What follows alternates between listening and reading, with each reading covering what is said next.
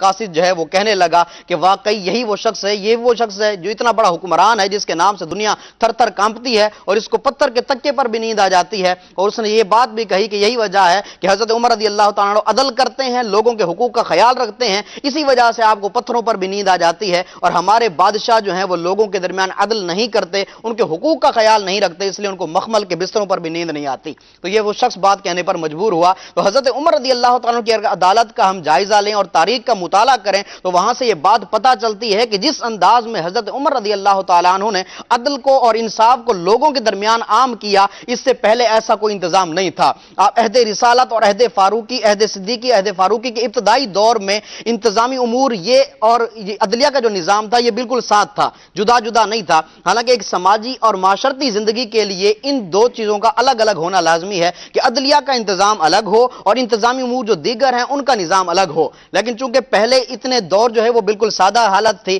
اور جو ہے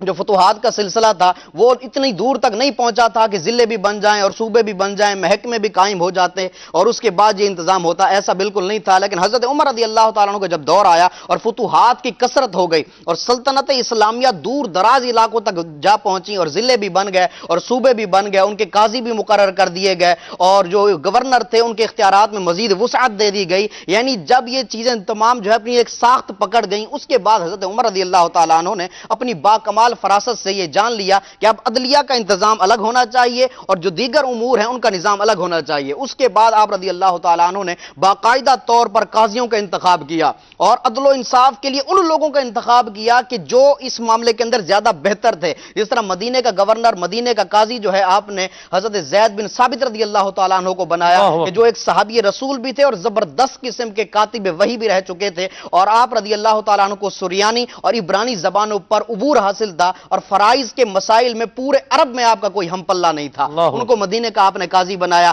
فرائض کے مسائل، وراثت کے مسائل۔ اسی طرح بصرہ کا قاضی آپ نے جو ہے حضرت کعب بن سوار رضی اللہ تعالیٰ عنہ کو بنایا، جو معاملہ فہم بھی تھے، نقطہ شناس بھی تھے اور ہر معاملے کے اندر باریکیوں پر بڑی مضبوط قسم کی گرفت کیا کرتے تھے، ان کو آپ نے بصرہ کا جو ہے وہ قاضی بنایا۔ اور ان کے مشہور جو تابعی ہیں امام محمد بن سیرین رحمۃ اللہ تعالیٰ علیہ نے، آپ نے ان کے کئی فیصلے اور کئی احکام کو نقل بھی فرمایا ہے۔ اس طرح فلسطین کے اندر آپ نے جو ہے حضرت عبادہ بن صامت رضی اللہ تعالیٰ عنہ کو وہاں کا قاضی بنایا۔ ان کی وجہ یہ تھی کہ ان کی فضیلت اس بات سے بھی ظاہر ہے کہ یہ صحابی خود آقا علیہ السلام کے دور میں ان کو قرآن پورا حفظ تھا اور اس لیے آپ نے اصحاب صفہ کی تعلیم کے لیے قرآن کا قاری جو ہے ان کو جو ہے بنایا اور یہ جو ہے ان کو قرآن کی تعلیم دیا کرتے تھے۔ اسی طرح مختلف ممالک میں، مختلف جگہوں پر، مختلف خطوں میں آپ نے ایسے ایسے قاضی مقرر کیے جو اس فن کے ماہر تھے اور ان سے عدل و انصاف کی یعنی کبھی امید تھی کہ یہ صحیح طریقے سے لوگوں میں عدل و انصاف کر سکتے ہیں۔ حضرت عمر رضی اللہ تعالیٰ کے دور کی عدل و انصاف کا اندازہ اس بات سے لگایا جا سکتا ہے، کسی کا حق مارنا تو دور کی بات ہے،